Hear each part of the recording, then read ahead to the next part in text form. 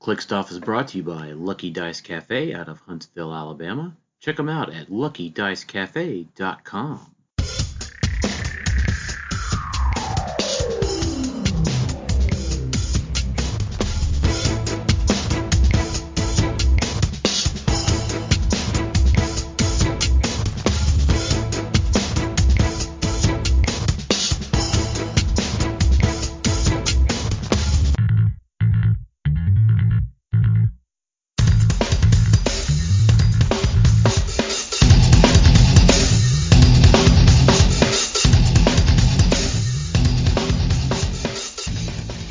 Welcome to Click Stuff.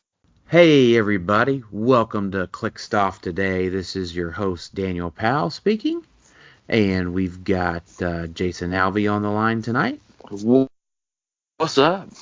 Hey, and we'd like to take a moment to thank TrillandToad.com for being a sponsor of the show. Use coupon code ClickStuff for 5% off your Troll and Toad HeroClix purchases. And also, if you appreciate what we do, we would appreciate you checking out patreon.com/clickstuff. Anything $1 and above gets you entered into our monthly giveaway. $5 and above gets you early access to our HeroClix training classes. So those have gone over really well. So looking to record this month's here in probably next week or so. But other than that, let's just get led right in. Today we're going to be talking about our experiences at Worlds, top 8 at Worlds, and we're going to do a little X-Men set review. So we had talked a few weeks ago about X-Men, did a pretty healthy set review, and I think we're going to talk about kind of X-Men's impact to the meta is going to be our focus of the X-Men set review discussion. So there's a lot to cover tonight, Jason. Yeah, I think we got a pretty full plate. Not a plate of barbecue like we had last week, but What's that? still should be good. I said it's not a plate full of barbecue like we had last week, but Oh my gosh. So I'll just lead in with so Tim Sear asked in our question thread, how was it being in Memphis compared to Philly last year? I cannot express the number of positive adjectives to use about how much better Memphis was than Philly. I don't know. I've got a punch list. Parking was cheaper. It was easier to navigate. There was a shuttle from the hotel to the convention center.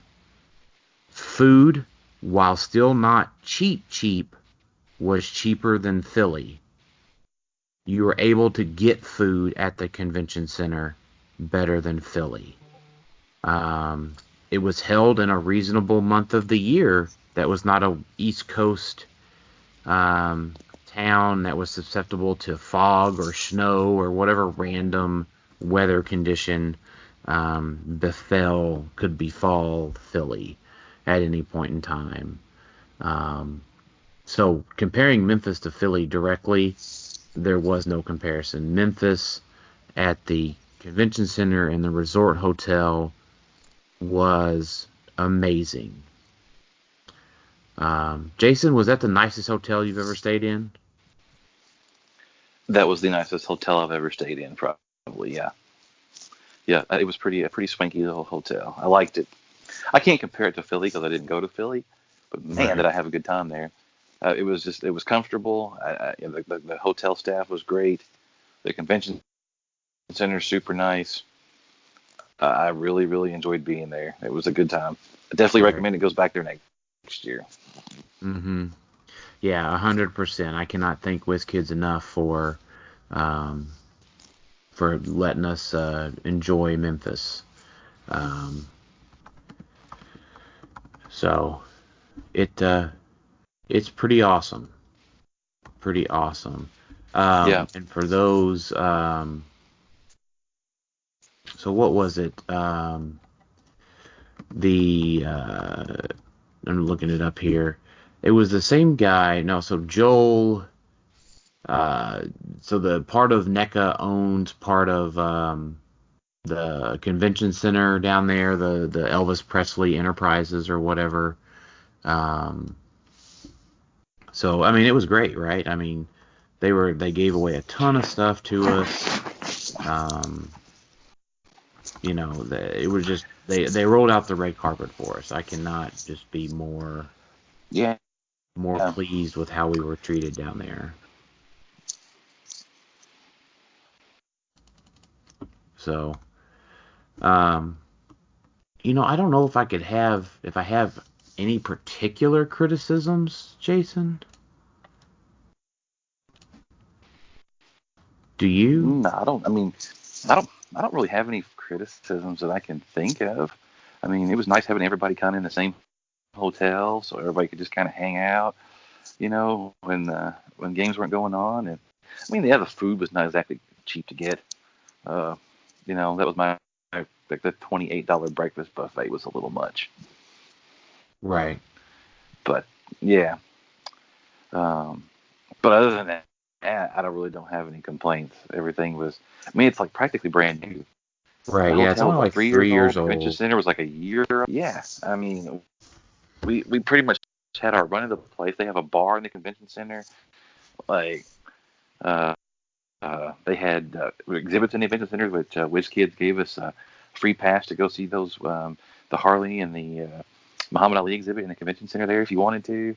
Uh, uh, the TCB package was well worth the money and beyond what the money we paid for it. Yeah, so Like, just the example, the TCB package was $50. We got a convention exclusive mm-hmm. storm. We got a Raven. You kept your Raven because you didn't have one. Yeah. Right? I sold my Raven for $40. Mm-hmm. And then I got a KC Power Woman that I haven't sold yet. But then they were needing some tickets turned back in. So they offered to take back the tour ticket in exchange for a con, which I got a Lalandra, I think, for that one. No, I got a Kyle Rayner for it. No, I got a Kyle Rayner. You got a Lalandra. Okay. But anyways, I sold Lalandra for $25. So essentially, I got paid $15 for my Asgard Storm. Yeah, and not to mention they gave you. I mean, that tour package ticket, if you used, was worth about $67 for the ticket. Right, and there was plenty of people that took the tour and loved it. Mm-hmm. We just didn't have. We just didn't have time to go. Yeah, we just didn't have time. I mean, we could have made time for it. But I mean, we got down there Thursday. We went to some of the store. We stopped at some stores on the way down. Some comic book stores and bought some clicks and stuff, and just took our time getting down there. Yeah. We ate at Popeyes, but they were out of the... We passed the Klondike ice cream factory. Don't forget to mention that. Oh yeah, I was going to say that after we stopped at Popeyes and didn't get the chicken sandwich. Yeah, they were out of chicken sandwiches like every Popeyes we went to in like 200 miles. Yeah, it was crazy. And then we also packed the for those that go when you go into the bank, the little suckers that they have, the little charms. Is it charms suckers? Charms bringing suckers. Yeah, so we ended up passing that factory for us on the way down. And yeah, so that night we went to a barbecue joint in a pink limousine. Yeah, they have a place called Marlowe's. They come get you for free in their limo, and it's just fantastic barbecue. I mean, there was more places to eat than we touched on, even close, right? Because we ate at the hotel a couple times. But man, there was other places to eat. There was fast food places if you didn't want to spend a bunch of money. We ended up eating at Popeyes again. Popeyes, if you're listening. What can I say? I like some pop. Yeah, if Popeyes could be the official restaurant of the Clickstuff podcast, we would gladly accept their sponsorship too. You think it competes with Buffalo Wild Wings? It's chicken. Yeah, we like chicken. Yeah, we would accept any I chicken. I mean, think we would accept any chicken-related sponsorship. yeah, probably. If we could just get one of those and Grandma's cookies too, Yeah, the sponsor, I exactly. think we'd be in business. Yeah, for sure. Um, but man, so it was just a phenomenal trip. Um, and so It was just a ton. It was fun meeting people. yeah, we had a ton of feedback Like, and a ton of great feedback. Met a lot of fans of the show, which I'm sure y'all are listening now, and so we appreciate y'all 100%. yeah, I had a blast just playing battle royals and talking to people. That was like the best part of the trip for me, probably. Yeah, Just you get to did. meet everybody because I don't get to do that. Right. Yeah, you don't get out of the house as often as say me or Tyler do. Um, so yeah, I was glad that you got to be meet people and not be the voice without a face to folks. Yeah, yeah, yeah, yeah. It was nice to actually get out there and meet everyone. Yeah, everybody was really great. It was just a super fun time. I recommend if you didn't go that you go next time, that you go next year. Hmm. For sure. Hopefully they get that locked in and the date's posted soon. I I hope mean so. sooner, I guess, right? Like January or February is probably fine to give us dates. Yeah, But the sooner the yeah. I better, don't. right? If they announce the dates next week, it'll be Right. fine, right? Yeah, I didn't expect them to come back this week and say, "Here's what we're doing." I mean, give it some time. Yeah. Like, yeah, if we knew by like the early part of the beginning of next year, that'd be fine. Mhm. Mhm. Yeah. No, I think I'm hoping they do it there next year and make it a consistent thing that we can all count on. So, Yeah, that would be uh, that would be fantastic. A little stability would go a long way. yeah, for sure, right? Let folks be able to plan on dates and times and that sort of stuff. Yeah, and they had a whole extra room they didn't use in the convention center, so there's room to Yeah. grow. Yeah, because that room was actually pretty full. Yeah, the room we played in was pretty full. It had Attack Wing and Dice Masters there as well, but the clicks tables were pretty full the entire weekend. Yeah, I think the clicks tables definitely took the run of the place. Oh, Um, yeah, for sure. I I mean, mean, we had what 92 players and teams. yeah, 90, well, they Is had that right? 92 teams. Oh, yeah, I think they had 64 So it worked out to, teams. no, it looked at, well, it worked out to be 194, 100, oh, you said 190. Two Uh, individual people on the three-man right. teams. Yeah, yeah, yeah. So, um, yeah, that's correct. Um, but yeah, so I mean, that Yeah, was and then there pretty was much a that was pretty much the same as last year, and then there was 115 in singles. Yeah, singles. So that pretty much matched last year, and so the attendance was there, and the BR tables were absolutely full. Um, I don't think yeah, I think that was yeah, probably more BR tables than what they have at nationals even. yeah, and it was. I mean, there was a lot of X-Men boosters that went out there. A lot. Oh yeah, for sure, for sure. And they Um, had no shortage of them. no, they had plenty. They even had some Black Panther BRs firing off. They did. Yeah, there was a few, I don't think they had any and rebirth. some did have some rebirth there. I saw it. Oh really? Hmm. Wow. Pretty sure I remember seeing it. I'm crazy, but I'm pretty certain I did see it, but nobody was playing it really. I don't think. No, no, that's a little long in the tooth at the moment. I Um, think I heard maybe somebody they had one that went off, and somebody pulled a chase in it. oh well, that's not bad. Yeah. So, well, uh, Yeah. so Jason, we This set is me wild. and Is a wild, crazy set. what's that? I was just gonna say it's a wild, unbalanced set for battle royals. Oh, X-Men was? Yeah. Yeah. It's silly. Very much so. Yeah. But so we played in Team Worlds. It was me, you, and Alex Coos. And I think we pulled not great.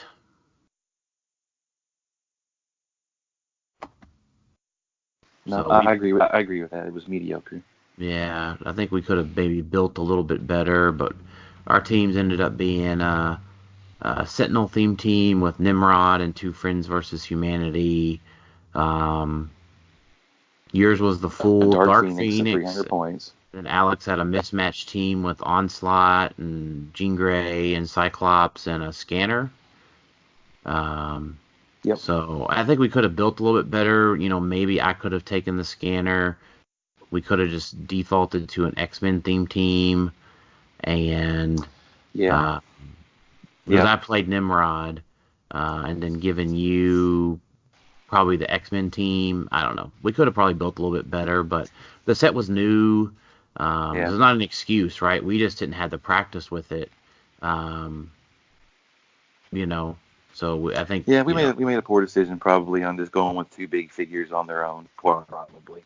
yeah. Um, and we probably Black Panther. We had the pre-release and stuff going into Nats. So we had a little bit better, but we had also spent most of our time practicing for singles as well too. Um, so Yeah. singles ended up. So we ended up what 34th. Fourth. And I think we missed the spot by Mm-hmm. 2 or 3, something like that, maybe even 4. Yeah. We had a lot of. We didn't have great dice necessarily in a lot of the games either. I Right. think, but it is what it is. Yeah. I still had fun. Yeah, we definitely had fun. That's for sure. Um, so singles, I think went a little bit better for me than you. I think it went better for everybody there except than it did for me. Well, we won't make you relive that bad memory then, Jason. Well, let's just be honest. I went in unprepared. That's just what it was. I was not prepared to go play the team that I played. I wasn't practiced with it. It just, it just wasn't. I went with a team I thought might have done a little better against what was in the field, but I just wasn't versed with it enough. And then my dice kind of sucked. So there we are. Right. Yeah. So, It's my own. It's nobody's fault. well, for next year, if it's in the same spot in same time frame, you'll be able to put a little more practice into it, and you know, maybe maybe not be so stubborn about what team you play. Oh, I'll probably still You about what probably, team I play. yeah, probably still be stubborn. All right, fair enough. Um, Still, I don't so know. I gotta play something that I like playing. yeah, well, if you know that going in, then you're uh, you're probably better off. Yeah, I don't deny it. But so here's my I mean, we're all stubborn about what we play. yeah, that's true. So here's my sappy speech part. Um, so I would like to go ahead and say that I am super proud of the Clickstuff team. In general, we had 2 players in the top 8 this year. That was myself and Tyler Spees. Um, Tyler and I both stuck to our guns, being stubborn, as Jason mentioned, about what we play. I wanted to prove that Uni was still viable, and Tyler wanted to prove that Wales were still viable. We took them to both the round of 5th through 8th. So super pleased about our performance, and I'm very pleased about the team's overall performance the past few years as we've come together and expanded the podcast. The past 4 world championships that have been held, we have won 3 out of the 4. We've had 2 or 3 team members in the top 8. The past 3 U.S. nationals, we've had a team member in the top 8. So that was 19, 18, 17. We've had a team member in the top 8 of nationals. So I cannot be more proud of all of my team members for helping us.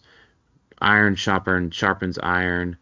And then on top of that, we would not want to, sorry, let me see how to say this better. We do this and share all of our experiences with y'all because of all the support from our fans. So the bigger thanks goes out to all of our fans of the show. We share what we do. We stream. We post videos because you guys support us. And it really makes it worth it to do all of that stuff.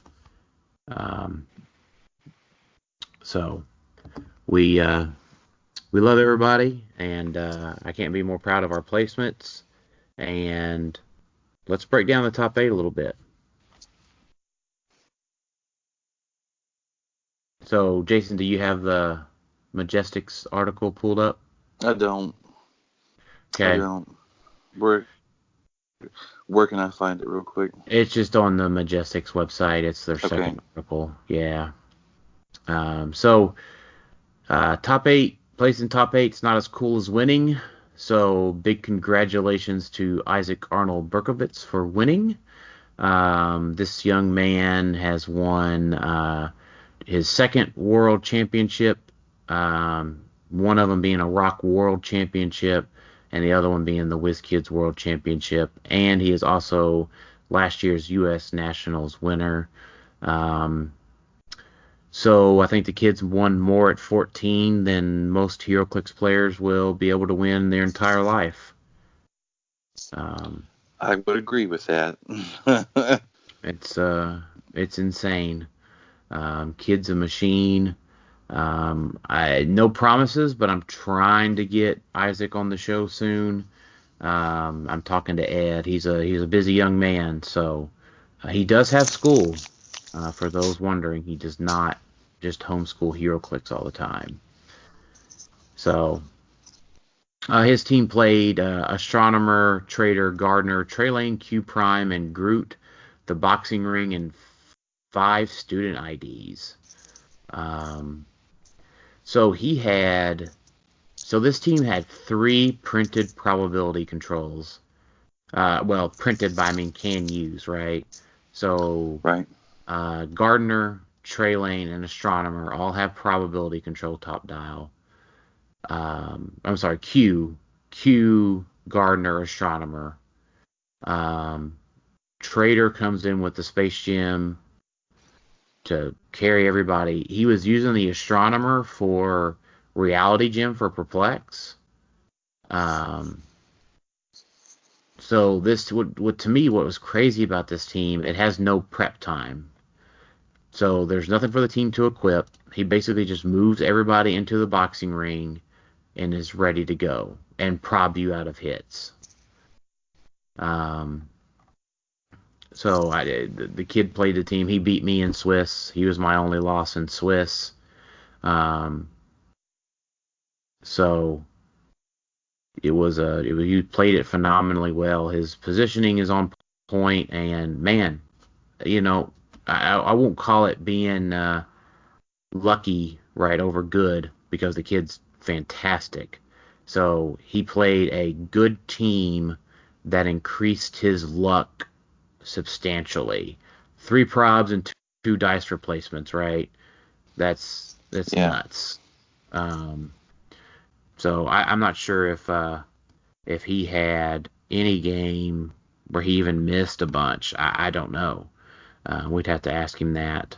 But so good player with a team that increases his luck substantially is just wild. Yeah, it's a pretty genius team. Yeah, I mean, it's all about minimizing the dice luck, right? And this just does it really well. Yeah. So, second place was Robert Williams, one of the Uncanny Clicksmen. He was the one that actually knocked me out in the round of 5 through 8. He is playing the second Cosmic theme team. There was 6 out of 8 teams that were Cosmic. And he was playing the Gardener trick, where you give Gardener the Nightbringer ring and make free attacks with Mangog and Groot, right? So I don't know if there was anything particularly crazy about his team other than the fact that it's just solid. He had plenty of Perplex, he had plenty of Prob. The team's a bit squishy, but the high theme allows him to go to the King's Tomb, which is where the finals were played, which is where my match with him was played. It's just a solid team with a guy that can attack, right? And then the Unseen keeps your retail down. And plenty of good ID cards. So, third through fourth place, Eastenbrock piloting the highest that Kobik was able to make it in the tournament. Something very similar to his Nats team with Q Prime instead of Collector, a few more Floras, and the Reality Gem to go on Unseen. So I like that one. He didn't play no maps. So third through fourth place continued was Dustin Cedars. Cosmic theme team, very similar to Roberts, but only a +6 because he played the tank, and upgraded his ID to the Harley Quinn ID. So another phenomenal Gardner team, right? 3 out of the 4 top 8, or top 4, 3 of the 4 top 4s had Gardners. So free attacks are good, right? More attacks, more better. Free attacks through walls are good. Yeah, exactly. So, and then there's what I played in the 5th through 8th bracket. I played Uni with 3 Forged in Blue Flame, Unseen Groot Flora, Spider-Mobile, Reality Gem, Remaker Ring, Nightbringer, Storm Bounty, Jubilee, Student Jean Grey, and Student Cyclops. My Blue Flames were Thanos, Makari, Cersei. As a personal note, probably Makari was going to be better for what I thought the matchups were going to be. In reality, Star Fox was better for the matchups that I actually faced.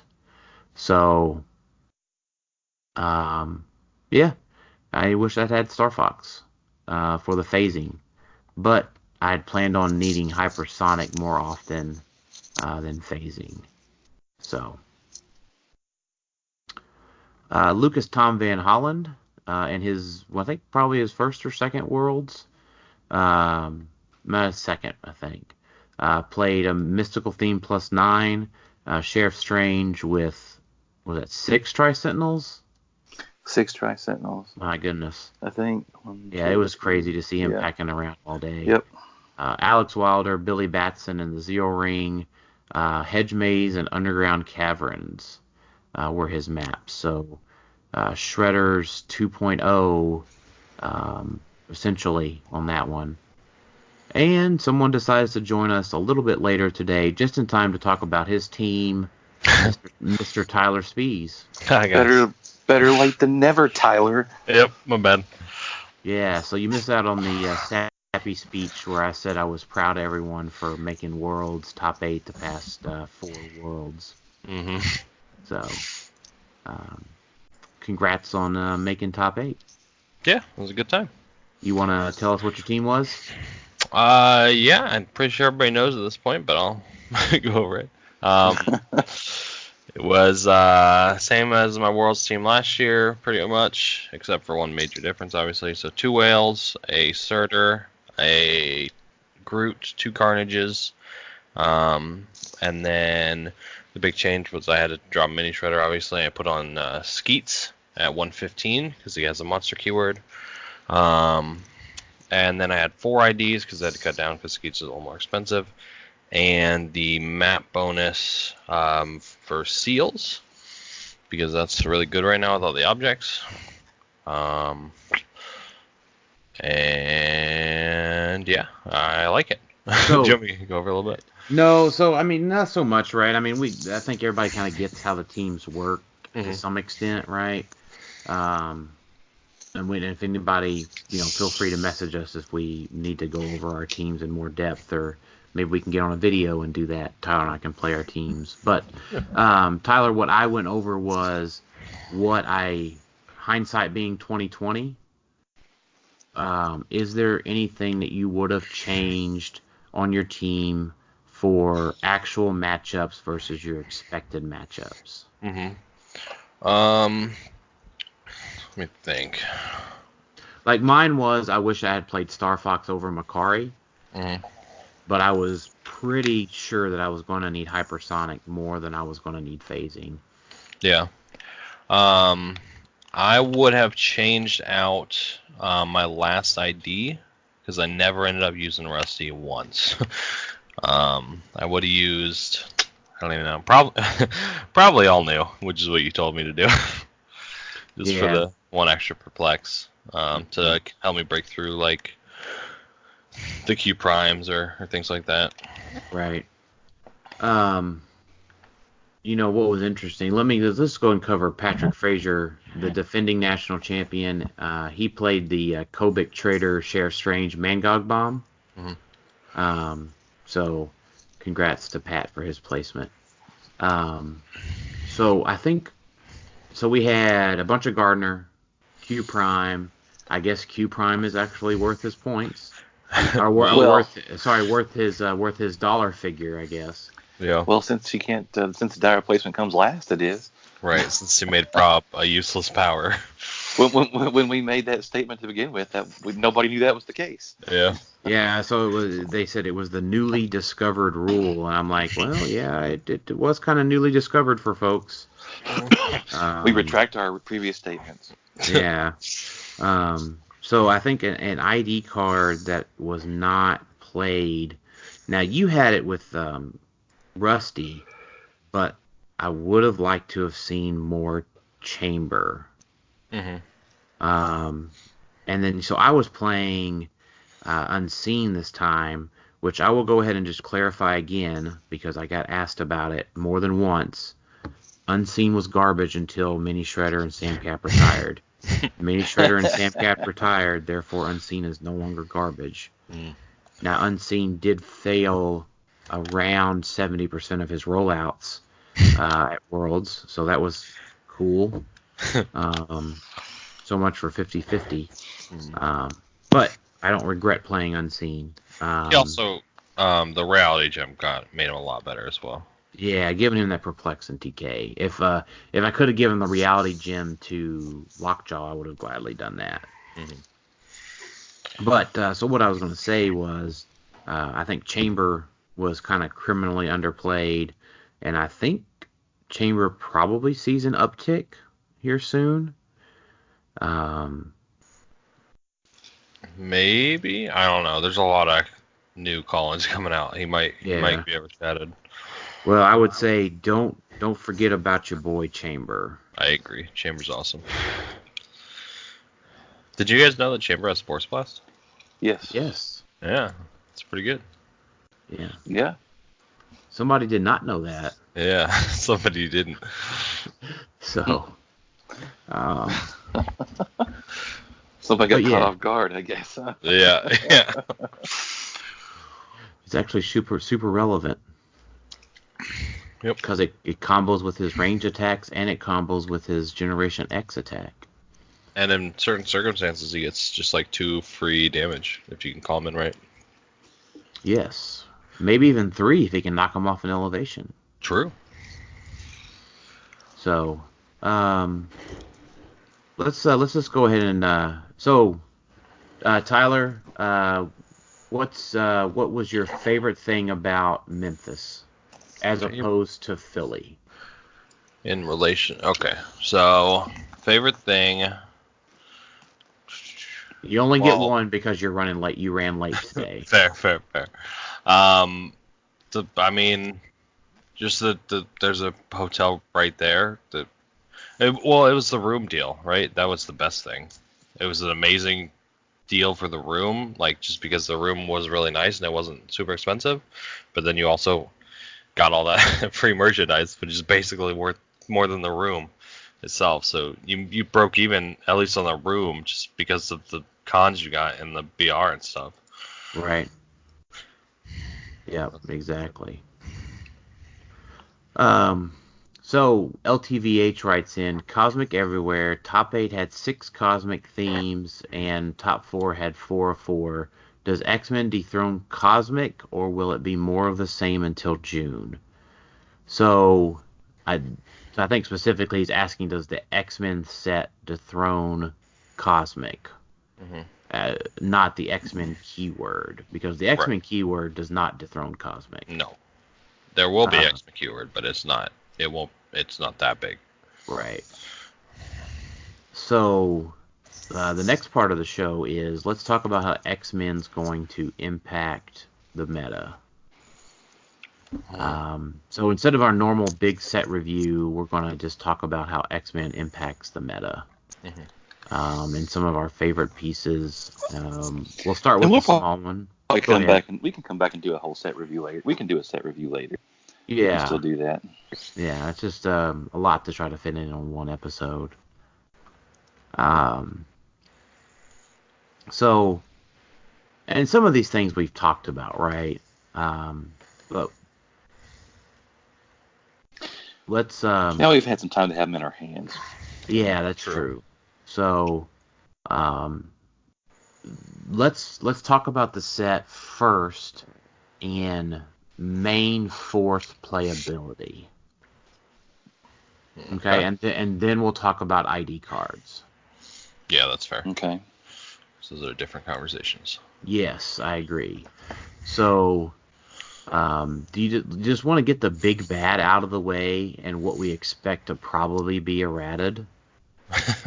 Wait, yeah, probably. Yeah, so something that's fairly ridiculous is, and we touched on this before the pre-releases started. 10-point Proteus G014 is dumb. Very, very dumb.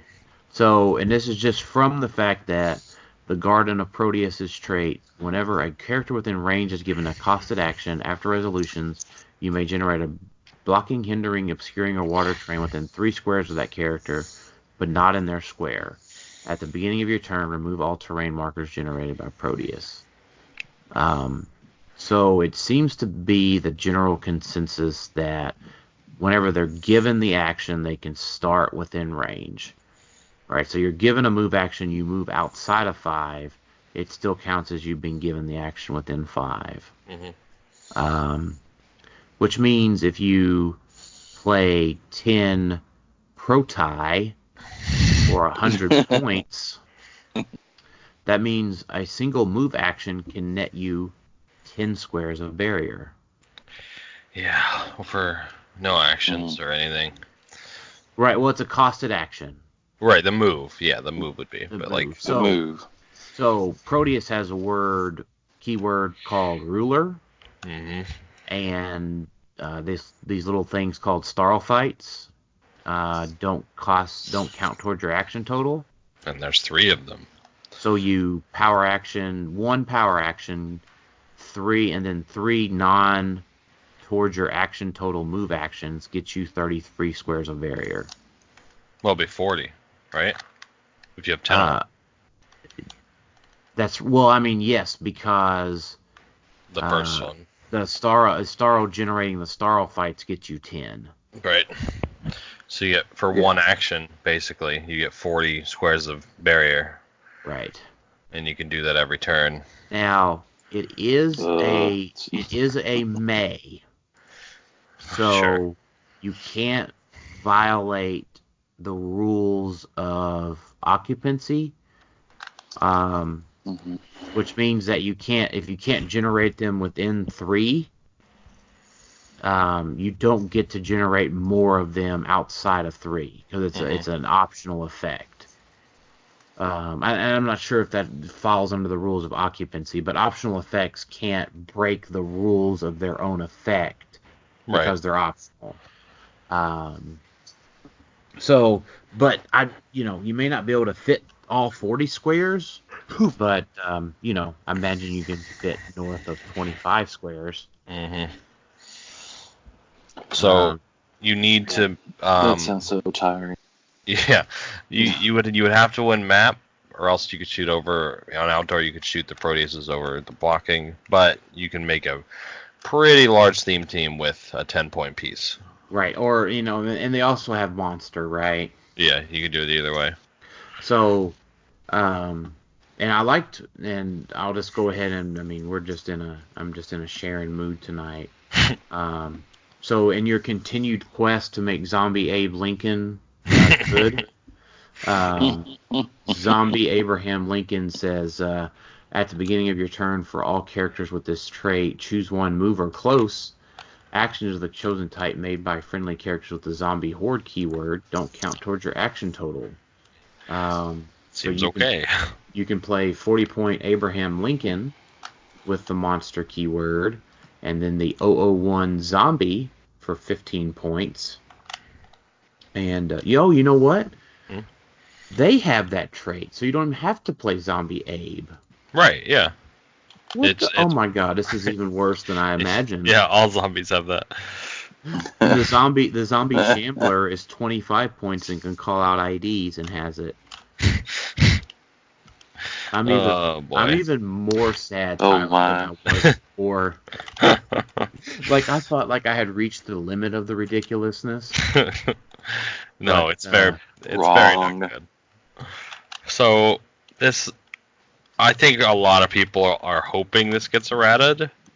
We'll see, but I feel like that's a lot. That's my hope. I'll put that out there. This seems not fun.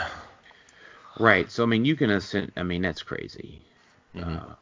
So people were saying, well, just play Tri-Sentinel and it counters it. And then someone else says, well, no, you just play the other Proteus for 20 points and no improved target or no improved movement within 3 squares. No improved abilities. Yeah. Yeah. And so you can't shoot through blocking, you can't move through blocking, can't fly over blocking. Is the other Proteus monster? He is, isn't he? He is. Yeah. Mm-hmm. Yeah, that's so dumb. Yep. So you can basically just play 10 of the G014s. Let's call it 4 zombie shamblers. That's 200 points. And then you can play, 3 green, the other Protei. Mm-hmm. The orange. Or whatever, right? Or a Surtur. Yeah. Add 1 Surtur and you're at 265. Or Groot. You're also at plus 15 at that point. No, so you're at higher than that. You're at a 17. So if you do 10 regular Proteuses, 4 zombie shamblers at 25, so that you can call out IDs, and then you play the green Proteus, the G004 Proteus, a Surtur, and a Groot. That's puts you at 265. And then you can play. That's a plus 17 theme team. Yeah, but you need some way to gain points, right? Well, so you can play 9 IDs. That's yeah. You can play Magneto times 2. Do you have a 50-point figure on that team? I wasn't listening. No, why would you want a 50? You can play Magneto. You could do the Rachel Phoenix. What's it called? The map where you can spawn the Avengers Tower map. Oh, the Stark Tower. Yeah. Spawn fogs outside of your barrier. You're going to Right. gain points So eventually. yeah, you could play a 50-point monster and go to a plus 16. Mhm. But I mean, anyway, I mean, if I was just to complete my thought process here, right? Mhm. You can call out Magneto twice, so that's Mhm. 2 IDs. Um, Storm. you can call out Storm once, that's 3. You can call out Rachel Summers Phoenix twice, Yep. so that's 5 IDs. You can call out Iceman twice, Oh yeah, we do. Yeah, you're right. so that's 7 IDs. Can't do Juggernaut because of the Prime thing. Well, you can't. I mean, Colossus because you. Well, I mean, it's That's what I only 30 points. That's Mhm. the real problem. So you've got 7 IDs that are 25 points or less. Rusty. Eighth ID's Rusty. Yep. Um, so I mean, again, I'm not saying that this is the magic. Brew. You can't call it Brew at 25. Oh yeah, because it's the weird starting line thing. I forgot. Yeah, right. So I mean, I'm not saying that that's necessarily the optimal version of this abuse team. Right, but Um, that's bad enough. right, that's plenty bad, right? So, I mean, there's also other like 50-point monsters that are really good, There's a lot of monsters. right? So, I mean, you could totally do the Stark Tower spam, and you can also there's easy enough things to add a terrain there within that last 35 points or so. Yeah, Yeah. it's pretty silly. Yep. I mean, I guess again, we're hoping that it gets errated because I don't want to go try to buy 10 Protai. Maybe we can all make a gentleman's agreement just to never play it. Oh, I mean, I love Barrier, so I know you do. Captain Venom's your 50-point monster. There you go. Yeah, that's pretty good. It's not bad. Or a whale. Yeah, either one. Or a whale. There you go. No, I mean, but to be honest, it really does come down to yes. Barrier is always typically good. You just have to have the right team build to abuse it. And something like this is completely abusable. Yeah. Yep. You could throw your Wendigos on that team too, right? You could. Just get one just Wendigo. cover this. Just cover the whole map in your team. Expand your starting area out to the Oh my god, how much does that expand? I didn't even think about your that. opponent. Jesus. Yeah, I mean, you have 15 big figures. Yeah, you could abuse a lot of maps with that. Right, like a Stark Tower, I think you go out 3 or 4 rows. Mhm. So, I mean, it's pretty silly. So, I mean, what I would say is, I figure it's going to be errata to say once per turn for all characters with this trait. Yeah. But I mean, if it's not, I mean, it's just be ready for That. that. That is definitely the top of my list for how the X-Men animated series set impacts the metagame For now, yeah. for now. So, I mean, So- there's a lot of other stuff in it too. Like, oh this, man, this is a good set. yeah. So, let's go off of a high of that to maybe just a little bit lower, solid team that I like. Yeah. And that's the Danger Room constructs. Mm-hmm. They come in to be your Don't Die team. So I don't think Sabretooth's that good just because he does have... Does he have Battle Fury? No, he clicks... he does have... No, he does have Battle Fury. Oh. So that makes him a little bit lower. Yeah, but I mean, he's 12 attack for Flurry. I kind of like him. Oh yeah, I mean he's certainly offensive, right? And he just has charge. He doesn't have flurry, right? Oh, really? Yeah, you're looking at the No, he has uncommon. traded flurry. Yeah. He does have traded flurry. Yeah, I knew he could do That's- 2 damage. He's like the only one that can do 2 damage a turn. That's ridiculous. Yeah. Okay, never mind. But I think the Battle Fury. I don't know. I'm not a fan of the Battle Fury. He's probably my lowest of the 3. Yeah, maybe. I love Magneto with Loki's staff, For mind control. mind control, and shape change. And double target, right? Yeah. Yeah, that's pretty good. Man, I forgot you could equip these things. Yeah. Yeah. Yeah. They're standard characters, right? Yep. So, a running shot, 8 range, double target, mind control with the 12 attacks, pretty good. Yeah, it seems fine. Um, You could give him, I mean, if you want to be a little silly, you could give him the incandescent ring and the new lightning ring to make his energy explosion deal 2 penetrating damage. Because it increases the damage dealt. right. Mm-hmm. But even so, like a EE that can't be reduced or that deals 1 penetrating is fine. It's good, yeah. Yeah, I mean that's more than enough typically. And then the other one's Sinister, right? Yep. So the Sinister is just I'm scrolling down to his dial real I quick. think he gets outwit is the thing. Yeah, he's 1, 2, 3, 4, 5 clicks for 40 points. That's 1 at a time. Mm-hmm. And he has phasing, sidestep, stealth, outwit, and shape change, and poison. And the fun thing is, on these things, since they only deal take 1 damage, you get to see every click of their dial. So that's kind of cool. So you're gonna see every click. So you're not gonna skip over any of those good mid dial clicks.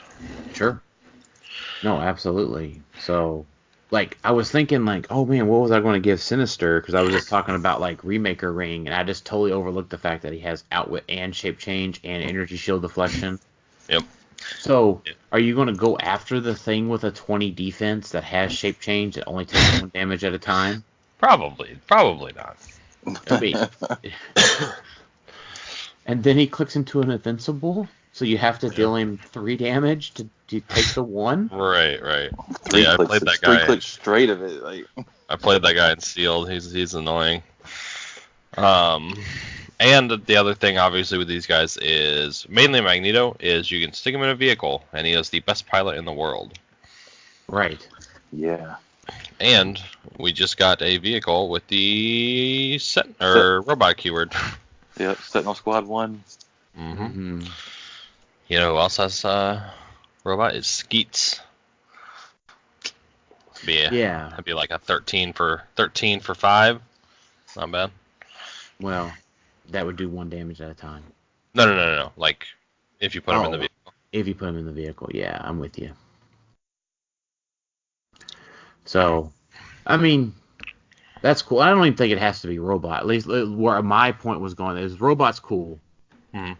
There's no doubt. But my thought was just as a general don't die team. Oh yeah, that's So true. put like Lockjaw, Daredevil, Corrupt Cop, 40-point IDs out the wazoo, 50-point IDs out the wazoo, and rock and roll. Yep, they're real good. Yeah. So I mean, and that's hard to kill, right? I mean, Daredevil you have to do a minimum of 3 attacks too. Lockjaw takes 6 instances of damage. These guys take 4 to 5 instances of damage. Can you heal these guys? You can't, right? No, you cannot. Okay, No. That'd be dumb. Yeah. The only way they can be healed, and I did think about this, is if you can single target pulse wave them with Lord Chaos and Master Order with another character and have a support option ready to go. There you go. Like the way you think. Yeah. Because it's not always possible. It's not always. Is it viable? You got to actually determine sometimes if you can just do it. Yeah. So, yeah, they can't use powers or abilities. I don't know. Does that take away their traits too? Trait ability? Yeah. I think traits and ability. Yeah. So, that's my kind of low key, really awesome team. And my mind's blown about Sinister. I did not know I did not look at his dial when I was thinking about it. Like, that guy's annoying. Outwit, shape change, and an ESD. Yes. Stealth also. Yeah. So, to answer it's not going to dethrone Cosmic, but I still think that I stand by that the set might be more impactful on the meta than Black Panther. Like, almost all of these Colossals are playable. Mm-hmm. Over half of them easily are playable, which is insane. Some of the chases have potential. Obviously, the ones that we just talked about there. That's about it for the smaller stuff. Well, so small figs would be also Chase Gene. Yeah, so a few of the chases. Wineguard's good. Gene's good. I kind of like Sebastian Shaw. He seems pretty cool to me. Yeah, I like Shaw, and I also like Donald Pierce. Mm-hmm. He also fits on a Robot Don't Die team. But so we were talking about some of the silly shenanigans with Gene. Yes, I'm very excited about that. Right, so you can play Gene on your main force, and you can obviously call out Gene twice. So I'm personally aiming for 3 Chase Genes. Mm-hmm. So you can play Gene with a mind controller.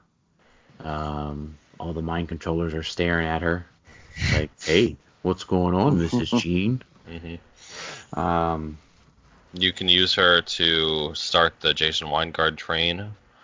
Right, because Jason Weingard can mind control Chase Gene, who moves Chase Gene out, and then Chase Gene, then Weingard calls him out again. I think so. To add to that, Weingard with the new Liar Ring, that makes the 10 range mind control, yeah. 10 range mind control, and then you can even topple him up with the improved targeting hindering ring. Mm-hmm. So you can double equip him. So he can Hawkeye mind control starting out with Gene to get the 10 range going. That's silly, right? Yeah. Starro can generate Starro fights. Onslaught can mind control her for free. I love Onslaught, guys. Yeah, I know you do. Onslaught's so good. He's the person I'm looking at very heavily. Because he could, so I've told you guys this already, he can carry Gene up with his free phase, place her, then he mind controls 2 of their guys and Gene. It's just like, he was good before, but then you add just like a free 11 for 4 attack with his mind control. And it just gets a little crazy. Well, he doesn't get the phase for free, right? He just gets to... Right, he phases character, and then free mind controls. Right. And you can do a lot of stuff. Yeah. I don't know. My only thought with him is that he is a bit squishy. Yeah, but he's not really. Like, he's a little bit squishy. And he's also susceptible. I don't know. He's got shape change. He's not gonna get one shot unless if you can exploit weakness him for 6 damage, he gets one shot through his shape change. But I don't see that ever happening. Side blast him right through it too. Yeah, he's protected Side Blast. And he is. That's right. Okay. Yeah. Well, that's he passes the uni test. That's right. Like Uni can only deal 7 damage. You need to deal 8 to kill him. Uni crits, obviously. Uni crits, obviously. Yes. But yeah. Yeah, I like him. He's got rollouts. He's got prob. You can't target him within 5. Mm-hmm. And just like the initial mind control is good, but then just having free mind control on your turn, I just like, or in cap obviously, or anything. Right. And so Tyler, just to think about it, it's not necessarily the uni test. Mm-hmm. It is what I officially call the 6 test. Okay. Because of Cyclops. Because of Cyclops, because of Jean, because of Storm. There are a lot of things that can just wreck something with 6 damage. Okay, he doesn't pass the storm test. Well, now, I don't typically call in Pulse Wave, but now I do want to talk about Storm after we talk about X-Men. Mm-hmm. So, because Storm's ridiculous too. There's a lot of ridiculous storms now. Right. So, anything else on the small figures? There was something. What was it? Legion seems kind of cool. He could maybe fit an X-Men team. So could the Super Colossus could maybe fit on an X-Men team. Yeah, we've talked about Colossus. Mm-hmm. He's giving him all defend, annoying. Yeah, 18 defend and invulnerability is given to him. Yeah. Mm-hmm. Yeah. And most of them are 17, so that does help. Yeah. Yeah, I like it. Mm-hmm. And he can master. Well, somebody can mastermind onto him. One person can, yeah. Yeah, the Legion that can use all the powers just seems really fun because, like, it's really good to have a random power. Like, Mini was really good because of Empower, and so, like, if this guy picks everything on that turn, like, he has Empower, he has Enhancement, all the defense powers, all the damage power, like, it's pretty, it'll be a crazy turn. He's not going to die that turn because he has all the defensive powers. Yeah, I think my only problem with the Tidal Legion is he doesn't pass the 6 test. True.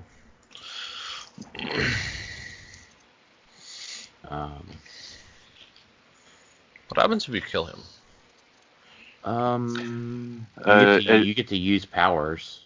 Until your next turn, characters on the opponent's starting force can use powers. They choose 2 standard powers until your next turn. All Dude, that's characters awesome. on their force can use those powers. Okay, yeah, that's not good. Yeah. That's bad. Yeah. Yeah. I really want the random The Legion whole to team be can better. use that thing. The what? I really want the random Legion to be better. Yeah. 36B. Yeah, but he's like one bad day away from just dying. Yeah. Just dying. Yeah. He's not my favorite. I mean, he does pass the uni test if he's on click 0. Yeah, if he's on click 0. I'm sorry, the 6 test. Because he doesn't pass the 7 test. He just passes the 6 test. What else on main force big figures? Anything? Big figures? I'm sorry, main force little figures. Wendigo. Yeah, main force little figures. Single base. I think that's about it. That's all I really saw. Yeah. Maybe some of the like little leadership figures on a Sentinel team or something. Yeah. Now here's the. I'm going to go ahead and skip a little bit to WWE. Okay. All right. Oh yeah. Here we go. Now WWE is protected from range, which means that close combat has to be a thing. Okay, I'm with you. All right. That means that Cassandra Nova is now good. Does that mean that? She only takes I like her. She only takes 1 damage at a time from close attacks. I mean, she is cool. I'm sure you could build a team with her. She has a lot of stuff going for her. Right. Now, yeah. I would say that I am saying this a little bit ridiculously. I'm just going to be fair. Yeah. But don't discount countering the counter. Yeah. I mean, yeah, And she, like I said, she does have a lot of stuff going for her. Like she's pretty annoying. Yeah, she is. She's got leadership, perplex, shape change, super senses on a 4 through 6. Stealth. Yeah. Improved targeting characters. That's huge. Yeah. So, 2x2s.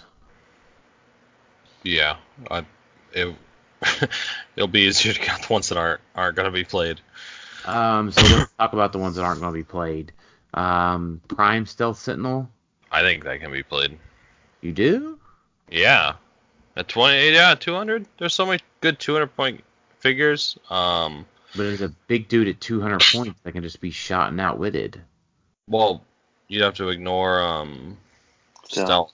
And even then, he's at a 20 defense with super senses and prob. He'll be 21 in the hindering. He can heal himself. He's got 2 stop clicks on 1 dial. Yeah, I think he can be played. I mean, it doesn't have to be 200, but Okay. I mean, he's always in stealth, right? So you need, I guess Unseen is pretty popular right now. But yeah, I like him. Okay. All right. Do we think that the 2-click Sentinel will be played? No. Well, and we did talk about Sentinel Squad 1 being a great vehicle already, so Right. I did skip over that. Because Tri-Sentinel's 3 points less, or 5 points more. Yes. Yeah. So I don't think he'll be played. Now, this is the one exception where I would say Pulse Wave does matter. That would typically make Nimrod unplayable. I probably agree. I don't think he's super playable in Constructed. Yeah. You don't know how much of a monster he is. Yeah, I mean, he's really good, but Pulse Wave is still a thing. And it's more of a thing now. And I think, a lot of teams have to be playing Pulse Wave. Mm-hmm. Next up, we talked about Protai. Mm-hmm. All right, so Tyler, maybe you can explain this one to me. Mm-hmm. Lots of folks are talking about why Exodus is so good. Really? You tell me why Exodus is good. I want to know if you can see it. Okay, let me think.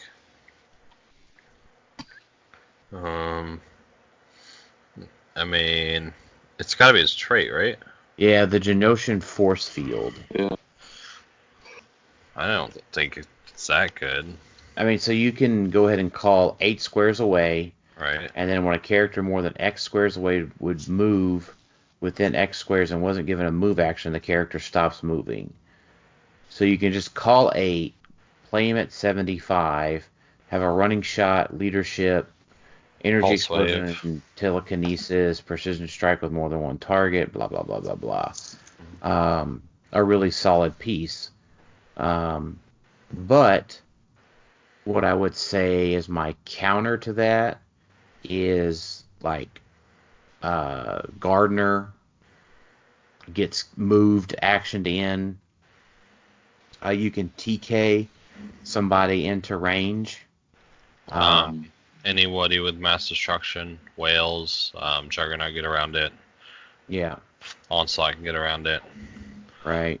Also, anybody with just 8 range doesn't care, right? No. So They do get a -1 to their attack value. well, no, they can running shot within 8, and then they have to stop their movement, but then they make the attack, right? Or Oh, am I that's wrong? true. So- No, that's right. Like Cyclops kills him, Uni kills him. Right, Gene. Yeah. No, you're fine. You're correct. So maybe not so much Exodus. Yeah. So Onslaught, we talked about him. Super good. All right, so let me ask this one. 300-point Juggernaut in Constructed. Do you ever try to run it? Go. No. He doesn't win map. No. Yeah. It's not. It's not there. He's super cool, and he's like thematic for Juggernaut, where he doesn't stop, he keeps moving, he heals. But no. Yeah, he ignores characters. Mm-hmm. That's crazy. Um, all right, Sasquatch. I mean, we're kind of going through these. I think Sasquatch, No. no. Green Puff Dragon, no. Yes. What? I love this piece. Are you kidding me? Okay. He used to make free object attack. So you move 10, right? You carry something, you get a force blast for free. You sidestep, you get a force blast for free. You destroy an object, you get to attack twice for free. Like, that seems crazy.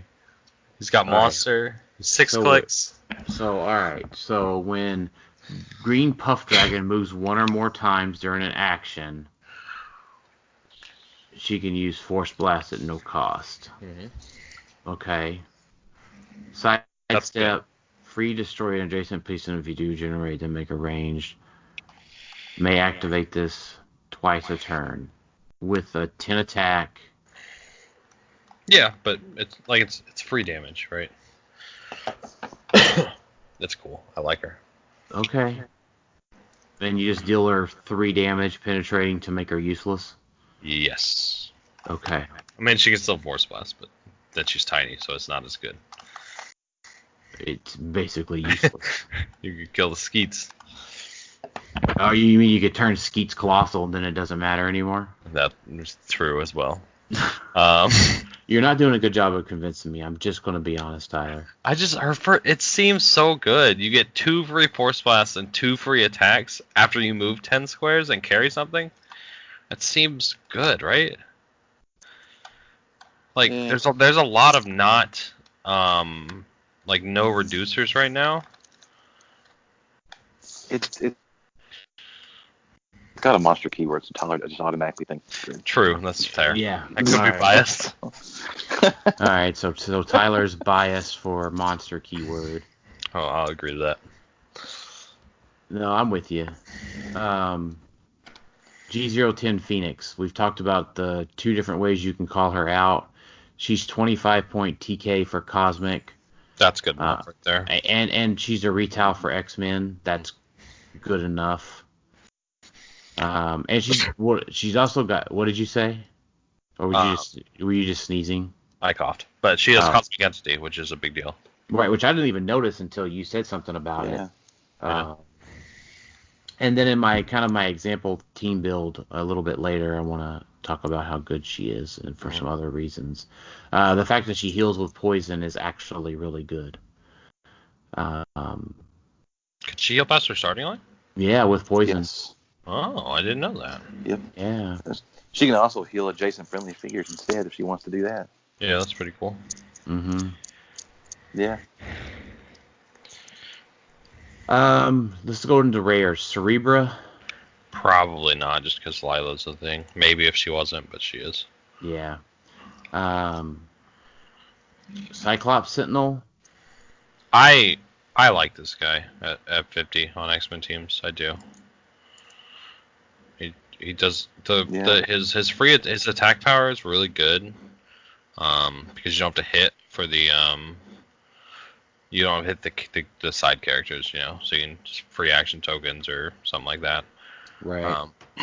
So I don't know how it works. His head, if he dies, can you pop that out? Like on the action he dies? It's up to resolutions. Yeah, Yeah, so but- after resolutions, he would But- be dead. Isn't Mystics after resolutions, or am I wrong? Oh, you know what? No, he wouldn't be on the map anymore. Right, but how does Mystics happen? Right? This is Well, always because that's a confused me. trigger. Well, I think the only issue with that is that you're generating adjacent to something that you can't generate against. Because he's not physically on the map. I guess that's true. Okay. So that's not as good. Yeah, so I would say he couldn't generate it because there's nowhere to generate it adjacent to. Yeah. But Super Cyclops was good enough on teams before, and I think this guy might be better than Super Cyclops. So Right, on an X-Men team. yeah, X-Men I like it. that X-Swarm. Yeah, I can agree with Yeah. that. No, I dig it. Yeah.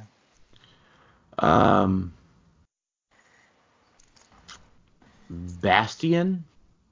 There might be a murder machine team out there that you can mind control the murder machine. Maybe. I'll give you that.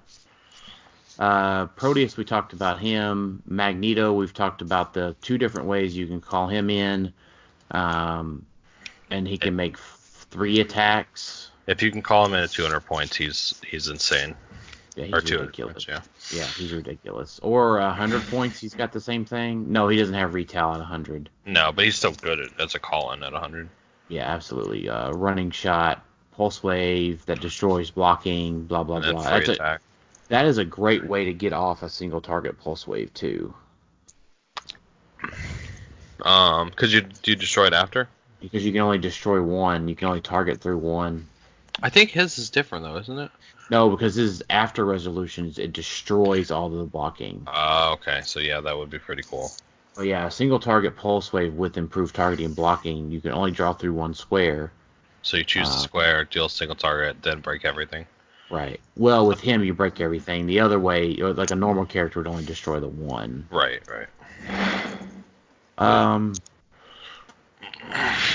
Dead Onslaught's not as good as his colorless counterpart. Mm-hmm. Yeah. Sadly. I wasn't impressed with him, really. He's got Mastermind on his damage power. That's weird. Yeah. Eugene Torbett, best piece in the set. People are talking him up. I don't like him at all. No. No. I want to like him. Yeah. I'll definitely own a couple just because he's cool. And I saw somebody say, dude, this guy is like the epitome of power creep. He's so overpowered. Oh my god, for 25 points. No. He just dies. It's not... No. He is scientist fluff, for what that's worth. Mm-hmm. Yeah. If you need that. Yeah, but he can lock down an entire team. He can. You can play him with Elijah Snow. He has insane upside, I will say that. In a perfect scenario, he might be the best piece in the set. Okay. All right, we're good to go on that one then. Mm-hmm. Prime Colossus, what a fantastic 25-point call-in to give your team charge and just, wreck shit. Or Impervious. Impervious is really good. Yeah. Yeah. There's one reason he might not see any play, though. Like Q. No, Storm. Storm. Well, I would say Q, Storm, then Colossus. Really? Does Brood-X get knocked down to 4th? I don't even think... I think Brood-X might be unplayable now. Like, it's insane how spoiled we got with Primes this set. Yeah. And Q, obviously. I think Storm's over Q just because Storm kills Q. Which is Pulse Wave. But anyway, we'll get to her. Let's just talk about the best set, click in the game now. Wendigo? Alright, you tell us why Wendigo's good. Oh my god. I played this guy in Sealed and it was better than everything I had imagined. He attacks 4 times a turn, and he heals 4, and he's got great stats. He's 15 points. Well, he's 15 points, and he can attack 4 times a turn. That's enough, right? I think that's enough. He can deal 12 damage a turn. Trade of Steel Energy, they can heal past the starting line. So basically, you want to be able to get his Steel Energy off. It's pretty important so that he has a stop click and he has it's harder for him to kill. So you want to be able to like carry him up, apply wounded tokens to people, and then sidestep attack with him. So Whales can do that. Onslaught can do that. They're both on theme. There's Tri-Sentinels can do stuff like this because they're mystical. Also, just a swarm of him is good because with like retails, because there's less Prime X out there, so there's not gonna be a lot of triple targets. They can just like pick them off. Or there's the Storm. There is a Storm. There is a Storm. Yeah. That's you will have to contend with that. So you would want to go to like King's Tomb or something. But he's 15 points for Monster Mystical Fluff, and he can be carried, and he's amazing for 15 points. You can't ask for more. I agree. I'm with you. So you like the other dragon? Do you like the Vange Whedon? No. Okay, good. I didn't want to think you completely lost it. He's just saying that now. In my heart, I love it. In your heart, you love 275 Vange Whedon. No, because you just in-cap him and he dies off of his stupid click because of the rule stuff. Oh, man. Dark Phoenix. Maybe just replaces Mangog. She's very, very, very good. Mm-hmm. Yeah. Yeah, she may replace Mangog. She's a sidestepping, flying colossal that can heal above the starting line. Stop click has impervious. No assault difference. Right. 10 range, triple target. Yep.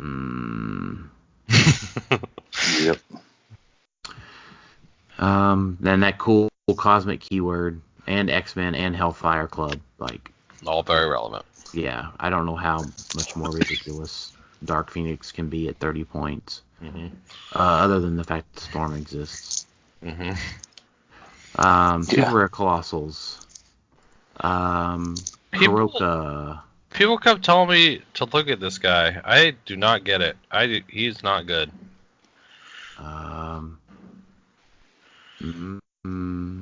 He can generate hindering terrain. When he retaliates, yes.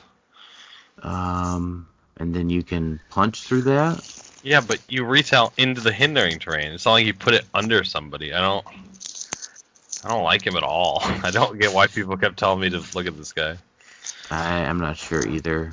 He looks cool. I own one. He does look cool. That is true. Mojo. We'll see some play, for sure. Yeah, Mojo. Yeah. Starro Fights, ruler keyword. Make a bunch of attacks. Mojo gets to get placed anywhere on the map. Or make free attacks. But, 75 points, Voop over, call out something, perplex it up, go to town. He has amazing keywords. He has ignores characters for movement, which is amazing, with sidestep, and also he gets the sidestep whenever anybody else sidesteps. He'll see play. He'll see play. He has the can't be targeted within 5 squares, which is good.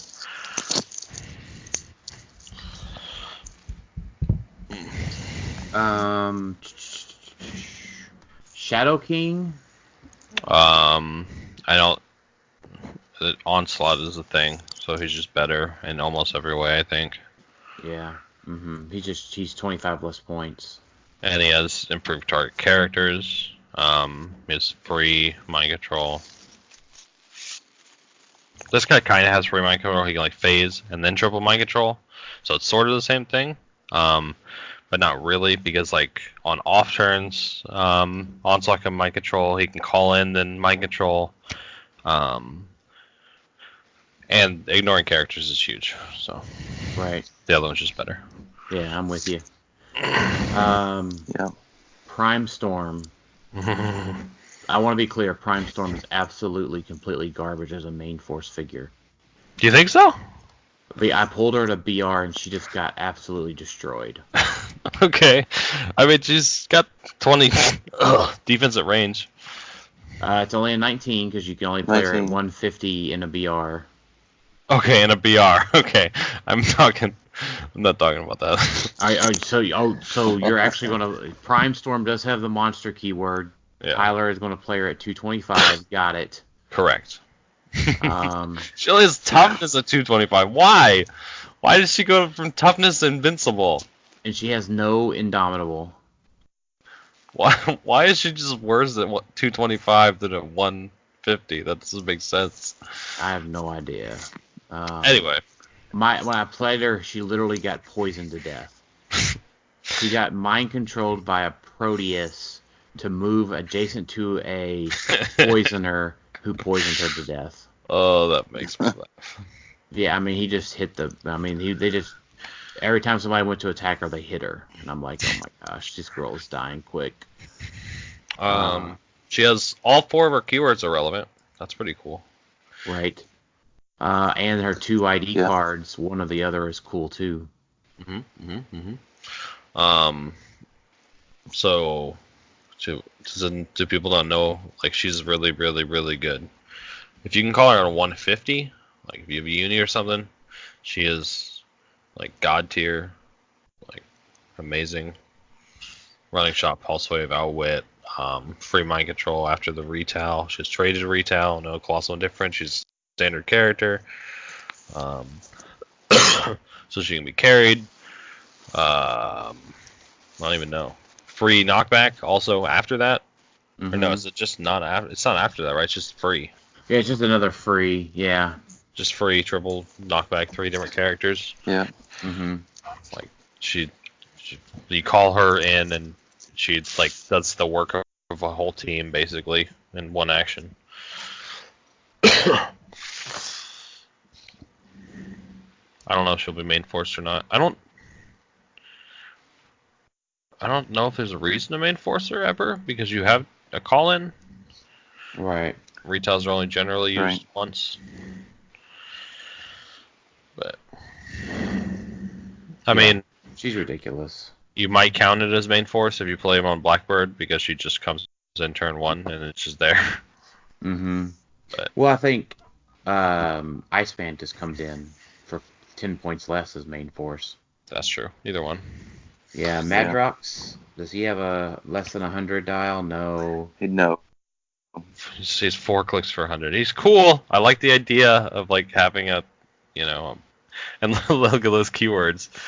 But yeah, he's definitely a cool figure. I don't think it's meta. Right. Someone please prove me wrong, because I would love that. Bring those pirate theme teams in. Yeah.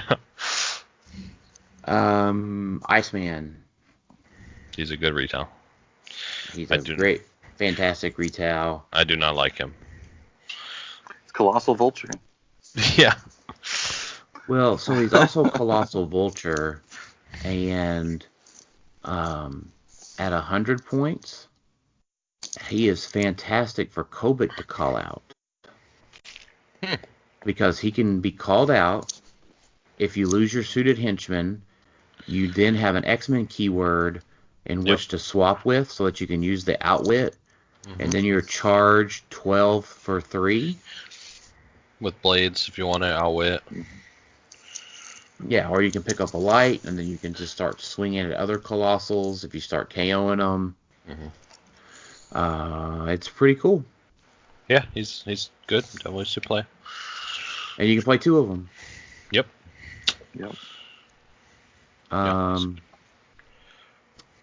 I don't say a lot, but the last thing that someone else, specifically Harrison Fordyce, wanted to talk about was the limited edition Magneto. Yeah.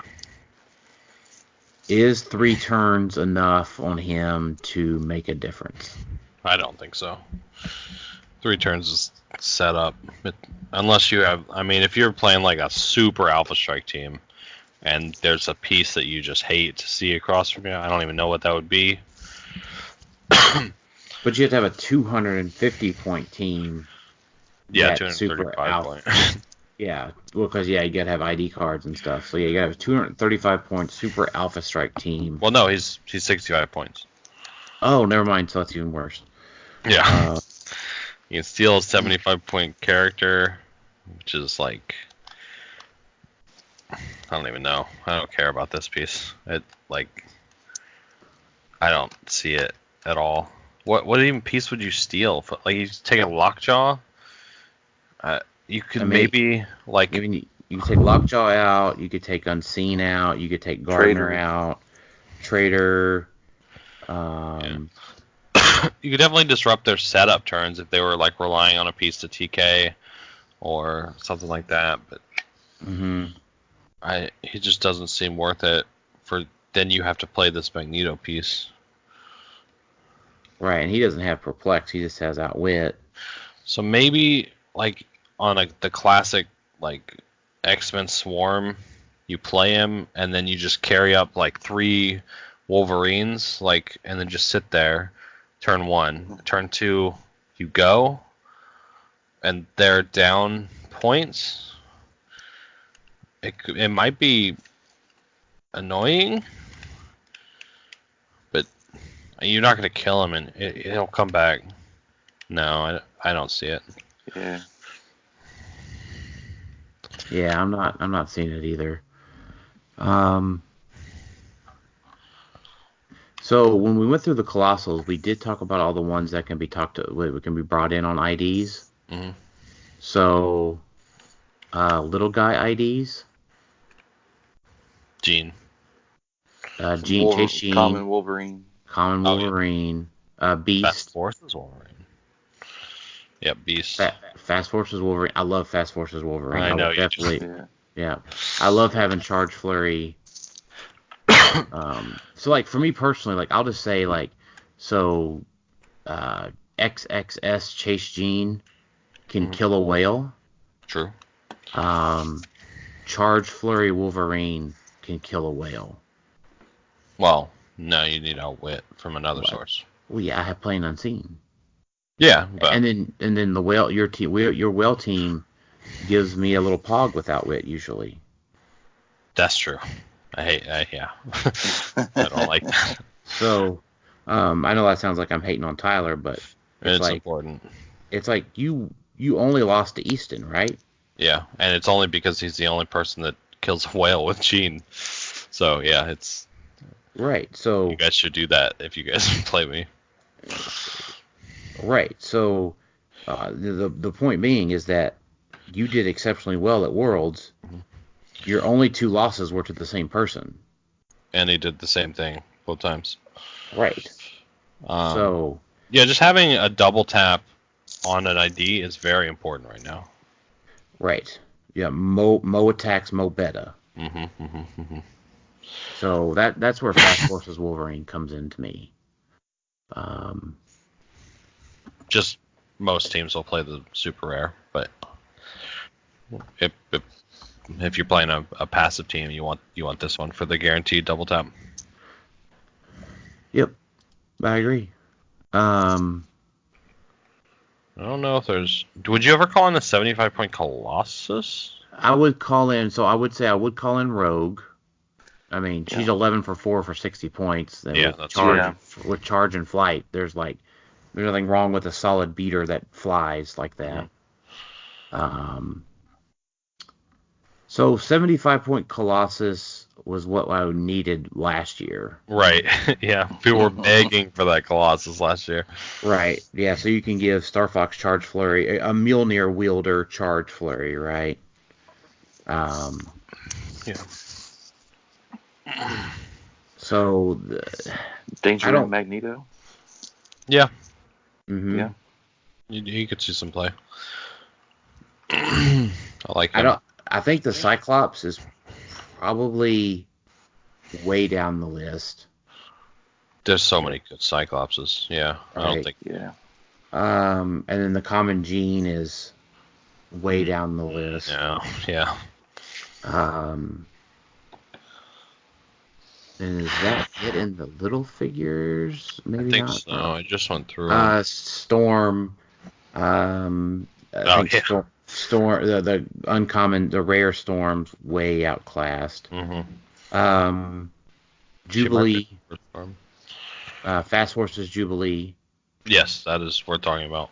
Yeah. She's now good. the uncommon one is outclassed by the uncommon from X-Men. Mm-hmm. She's just got more range and better regular attack and damage and running shot. What's that Jubilee up at 35? Is it like 10 attack pulse wave or something? Yeah. Yes. Mm-hmm. We'll have to pulse wave whoever you call in, but if it's like a colossal, no, 35 points is too much. Yeah, never mind. That would have been cool. But yeah, you can pulse wave yourself, especially if there's like a Q prime there, right? Right. Yeah. Yep. No, that's absolutely. Chase Emma's worth it, probably. Do we have an Emma Frost call-in? Yes. Yes. Yeah. What? Yeah, we have a card. You know, where you I been? did not know that. Yeah. Where have you been? I have never seen her called in. Nobody uses it because their figures sucked until now. Yeah. Well, Oh no, there was that one, the cuckoo trick, right? I remember that. You could get more cuckoos. Yeah, but it's been a while. Yeah. Yeah, no, Jubilee Sidestep Pulse Wave for 35 is fine. But darn, if like Storm is like I don't know. Can we talk about Storm now? Yeah. Yeah. Yeah. Go ahead and gush about her. It's okay. So I've been ready to gush about how good Con LE Storm is. And how good I am ready to be rid of Colossal Retaliators in one fell swoop. Okay.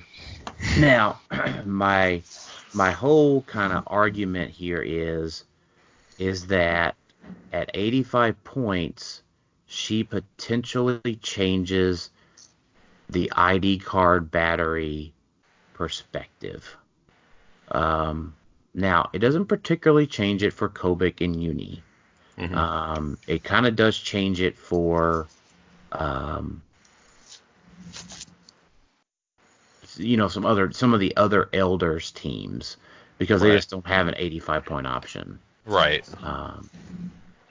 Now she also has the energy explosion that can't be reduced below 1. Mm-hmm. With Force Blast. Force Blast energy explosion is good. Yeah, Force Blast energy explosion is great. Now, of course, obviously, running shot, pulse wave, triple perplex her range so that she, so she's 6 in each direction is pretty cool. Yeah, it's not bad.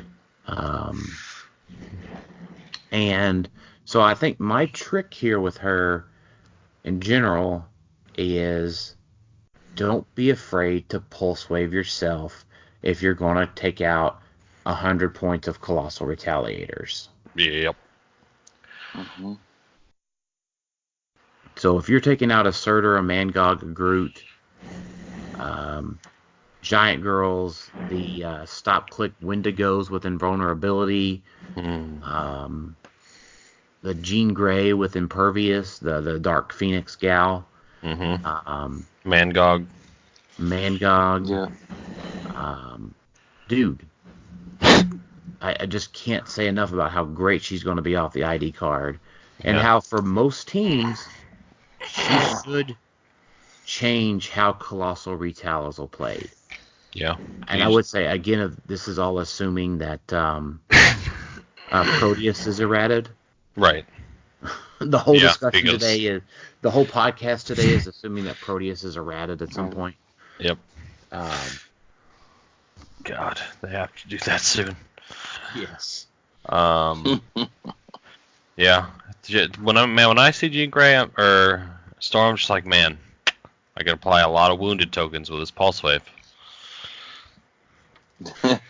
Yeah, because for you, Skeets can call her out, right? Yeah. And then you can energy explode, not deal below 1, and then you can carry up Wendigo and make like a bunch of free attacks, right? Yep. And then if he heals, then I don't have to worry about she could stop click him obviously, but right, you don't have to worry about getting reverse stormed. Yeah. But yeah, she's really good. She should be on any team ever. She should be on any team that can call her out. Right. And what I would say is, Storm should now be the gatekeeper for Colossal Retaliation. Mm-hmm. You need a plan to keep her away. Yes.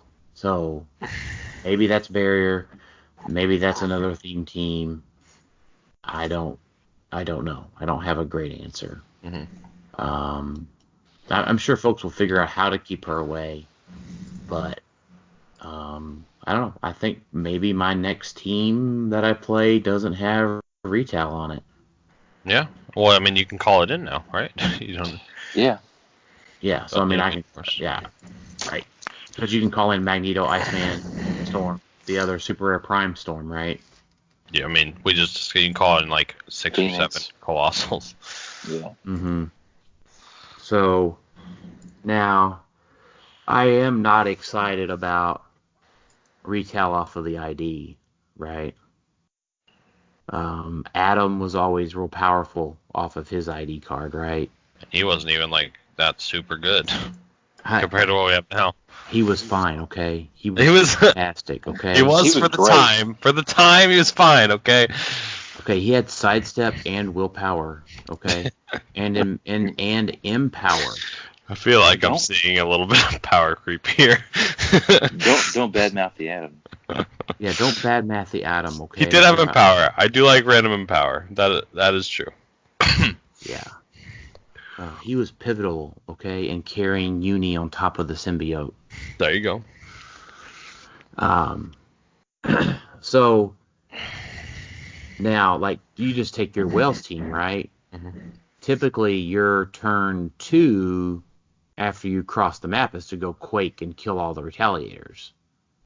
Well, turn 3, because I can't do that anymore because they fixed the starting area. Right. Yeah, turn 2, turn 3, right? But usually your first targets are getting the retaliators out of the way. Yeah, yeah. So now even like your Wales team has to, and I would say the same thing for Uni, right? Because typically for me, ID cards get rid of retail, then Uni can start attacking. Right. But if any random piece can then start calling in retaliators, It changes things. it changes things, right? Like a lot. You're gonna it. Yeah. It like for me, it changes what powers I have to pick with Uni. Where my perplexes go. If I want to start attacking with him, and there's ID cardable options left for retail. This really, just thinking about it, exasperates everything that people hate about IDs, right? Mhm. People don't like IDs because you're not using the figures on your force, and now if you use the figures on your force to attack ever, you're going to get retaliated because you can't kill the retaliators before you attack, Like Right. you're always going to be retaliated now if you make a main board Yeah. attack. And that kind of is sad. I mean, at least you need to use a power action to call it in, blah blah blah. But yeah, they're real good. Yeah. No, it's dumb good. Mm-hmm. Yeah. So. 2 more years, maybe that'll be gone. And I think the new Colossal Retaliation, if no friendly character has been placed this That turn. is true. That's a big deal. So it is a Yeah. big deal, but you can also sidestep, right? Because you can just move. Yeah, you can Okay. move. You But you can't. But you can't carry somebody. or TK. TKM. TKM. That There's I a few mean. other things. So Kobik stuff. The Kobik thing is pretty big. Can't place her first. yeah, but you can always call out and then voop to poof. Yeah, that's true. To me, that's going to be the bigger thing, right? Now, we go ahead. I'm done. Just using the technical terms to voop to poof. Right.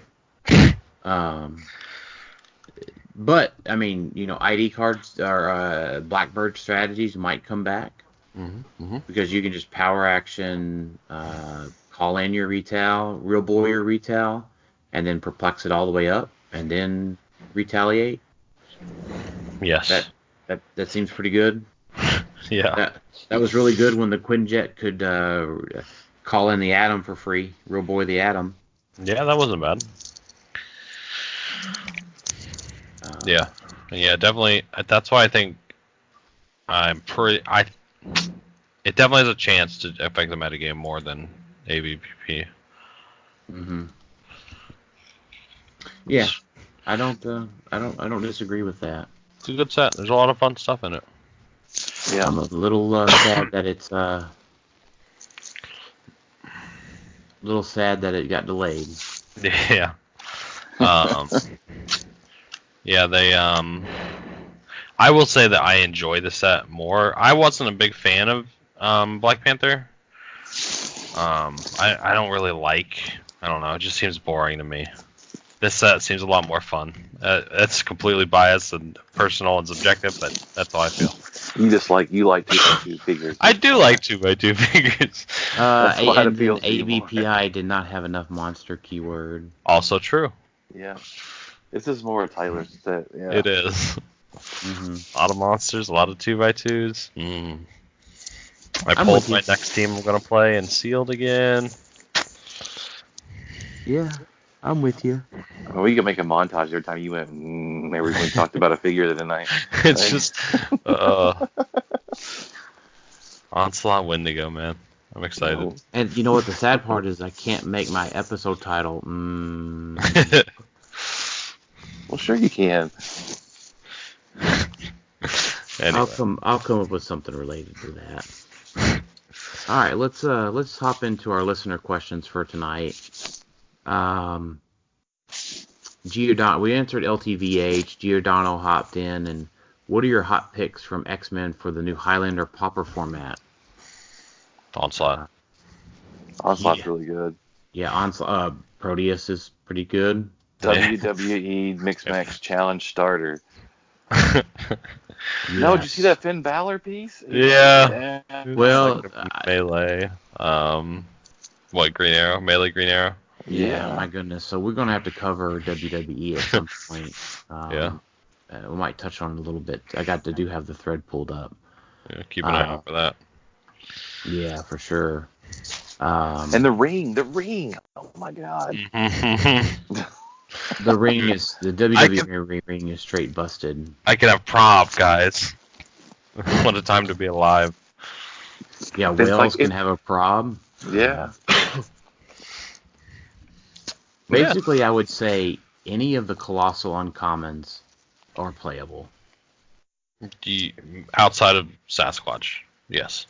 Outside of Sasquatch, all right, I'll give you that. He was better than I gave him credit for. Really? I played him in a battle royal, at like 175. He was just he was pretty good. Okay. Yeah. I mean, the leap climb thing is kind of cool. Yeah, no, it was better than I thought it would be. Yeah, but that was also a battle royal, right? You pulled a 175-point figure in a battle royal. Yeah, well, he's not the one that you wanted to get in there. No, but I mean, but still, I mean, you're talking Pauper, so I mean, still, you know. Yeah. Yeah, I mean, I don't know. And Rachel Summers, Phoenix is legal for Pauper. I think you can make an argument for all of the. I will go ahead and say this one for Rock States. Everyone's saying 300-point Juggernaut is like the team to beat. So it is not, because your standard theme team can just play Pal Farm. Yep. Which has no blocking. It's a pretty cool map. I understand the guy that made it's a pretty neat fella. Yeah. We're not. I don't know about all that. Yeah, but I don't think Juggernaut's that good. And constructed, sadly. No, this is Pauper constructed. You could probably make either one Brotherhood team. Dude, there's a Brotherhood team out there, like in regular constructed. So I agree. And you can play him at 100 points and play other stuff with him. Right. Yeah, he's like a whale. I like him.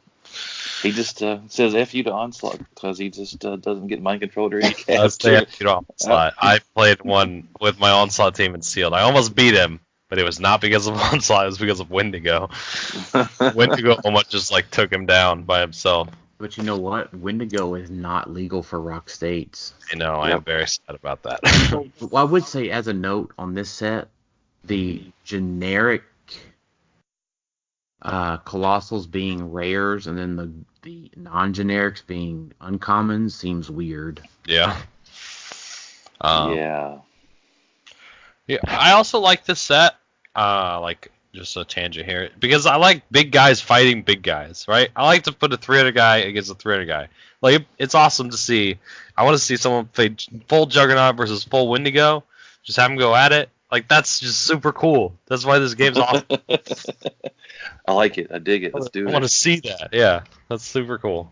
You know what? Is there a 50-point Colossal in this set? Probably. Yeah, Sasquatch. the Cyclops Sentinel's 50 points. All right, there we go. There's our next battle. So we've got 2 battles we got lined up.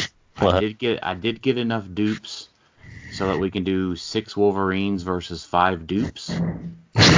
I forgot that was a thing. And I guess we'll just have to do 6 Cyclops Sentinels versus 6 Wolverines at the same time. Well, we can do the Wendigo Juggernaut, Yeah, one Duke. Yeah, they can duke it out. Yeah. All right. Well, we got some content for YouTube there. Dude, 6 Cyclops Sentinels versus 6 Wolverines sounds also awesome. Like, just as, like, thematically. Yes, it kind of does. Yeah. That's cool. Well, I will have to work on getting those guys collected. You need 6 of them. Go on. Yeah, or you could do 5 Eugene Torbits versus 6, or 6 Eugene Torbits versus 6 Wolverines. You could do that. All right. Dustin McKinley, how do we feel about the pauper format for Rock States? It's fine. I would always rather do constructed 300, but that, I understand that maybe not everybody wants to do that all the time. And it's fine probably to have one tournament a year not be that. It's fine. It's just fine. Yeah, that's fine. Yeah, I mean, I would say it's fine. my feelings are ditto to Tyler's. The prizing is what makes it worth it. True. Yeah, so people are going to... a criticism of Pauper, obviously, before was it was a little stale. But with the new set, and everybody's going to be building for it now, like all of the great team builders, because they want to win those prizes. I think that'll either break it or help it. We'll see. We'll see what'll happen. Yeah, I agree. That's a good way to put it. There's prizes on the line, so now the big dogs are going to go try to win some prizes. Yeah. Yeah, like I'm excited to see what Dustin builds in Pauper.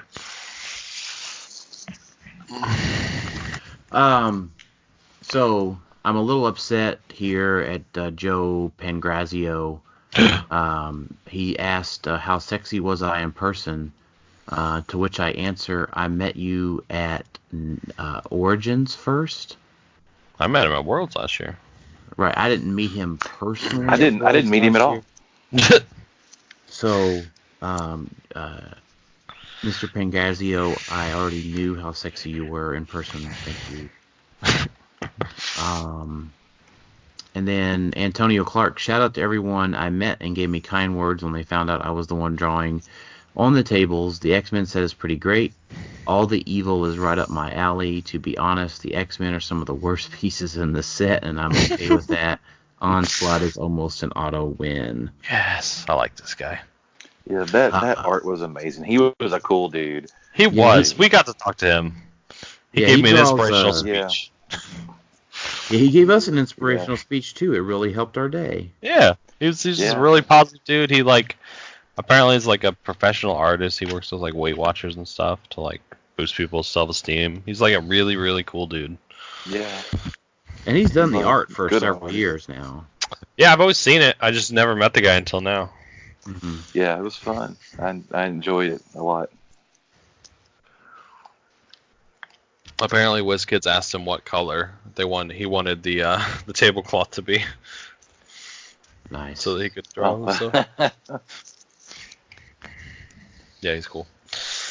Also, I like him because he said Onslaught was good. So, and he's right. Onslaught is good.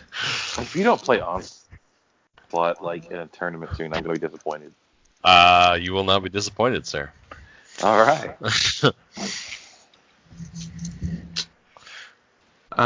Harrison Fordyce. We talked about OP Kit Magneto. We did. And then I'm going to skip ahead. Joe G. We talked about Nimrod. Threat or menace. Yeah. Scott Johnson, of the host, who is your vote for biggest Nimrod? I'm assuming he's meaning in like the biblical sense of the word. I don't know. Oh, you know what? I'm just going to look at the definition for the word Nimrod. Literary, it means a skillful hunter. Nimrods take to the field after everything from prairie dogs to grizzly bears. I used to hunt with my dad. Rabbits and deer. Yeah, Man, so I had to get up too early to do that shit in the morning. I didn't want to. yeah, so if we're talking about the Nimrod being a skillful hunter, I don't know, we're all pretty skillful. I'm not skillful. good. Yeah. I thought Nimrod Also, meant like idiot, right? yeah, I mean that's the informal North American definition of it. Oh. So let's see here. Michael Holloway, you know what? We are at an hour and 59 minutes. So we are going to do WWE next time. Sorry, Michael Holloway. Yeah, I appreciate your support, but we will definitely do WWE next podcast. And we're going to have to do another podcast sooner than later. Because we didn't even touch on the fact that Fantastic Four was coming back yet. Oh my God. We're not. We're going to do that next time. Okay. Ugh. More cosmic stuff. Oh my god. Yeah. And then Harrison Fordyce rounds out the show. What is the most awkward you have felt during a game? I don't really ever felt awkward during a game. I mean, I feel awkward when people get really angry at and they're probably not angry at me. They're just angry at their dice, but I don't know what to do. Like, I'm sorry, I'm beating you so bad. Your dice are failing you. Like, I apologize for other people's dice a lot. Yeah, I would agree with that one. Mm-hmm. Yeah, when just nothing is going their way. Like, they crit miss, you roll all of your rollouts, they miss all of their hypersonic breakaways. Right. Just like, well, this isn't really a game at this point. You just lose because of dice. Right. Then my favorite, the most awkward thing that happened to me, I guess, was like I was at the Battle Royal table during Worlds, and like it was dripping water in my lap. I remember that. It was like the weirdest fucking thing ever. It's like water under the cloth. Like they had. They had those cloths on the table. It's coming from underneath of it. Like, how the fuck does the water get underneath of that? I don't even know what's doing it. And like, I happened to sit my hand in my lap. I'm like, I'm soaking wet. Like, I feel like I pissed my pants. Maybe you actually did, and you just don't realize it. Yeah, but it was. Whatever. Yeah, I'm probably having bladder control issues because I'm such an old fuck. You know. You just got really excited about the X-Men set. Right? Yeah. It was my first battle royal of the weekend. Oh, That's just what it was. I couldn't control myself. Yeah. Yeah. Oh my gosh, that's too much. Like, we had to get napkins from like the judge to like dry off the table. It was so stupid. That's extremely awkward. That's funny. So, all right, let's just go ahead and round out our podcast today with final thoughts. Jason. Oh gosh, you had to go with me first, didn't you? Yeah. Always Sure. check your battle royal table to see if it's leaking water. What great advice. That's my advice to live. That's my advice to live by. Your advice to live by. It applies to so many situations. Yeah. Yeah. Check to make sure you don't get leaked on. Yeah. Don't play clicks with wet pants. Well, now I can't play Clanks. What the hell? Tyler, final thoughts? Onslaught is really good, guys. He's really, really good. I swear to God. I think he's better than Starro. He's going to see play. Mainly, if it's just by me, it'll be just by me, but somebody else should look at him. I mean, you're the only guy that plays Wales, pretty much. Yeah, I'm enough. I'm enough for me. Pretty much, yeah. Yeah. So, All right, my final thoughts. Again, thanks everybody for all of the wonderful support at Worlds. Thanks to my teammates for supporting all of us and helping us do well at Worlds. Couldn't be prouder of our team, prouder of the Clickstuff community. And with that, thanks for listening to Clickstuff today. We'll talk to y'all next time. See ya. Later.